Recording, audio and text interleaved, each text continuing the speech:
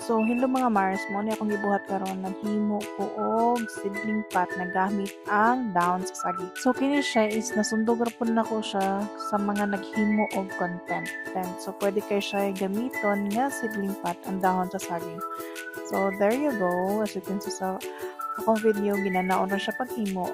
Then kana siya mikos-mikos na ko sa ako ang yuta. Nagbutangan na ko og carbonized rice hull. So kung gusto mo mag-order o ginana nga kanang pang garden na carbonized rice hull na ako'y link ana sa baba. So ako ra siyang gimikos-mikos na gimix na ko sa akong soil.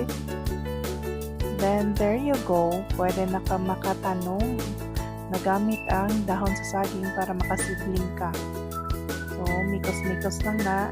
Then after that, ibutan na mo sa imuhang gihimo nga seedling pot nga dahon sa saging. So, maura to og salamat sa pagtanaw. Happy gardening sa tanan.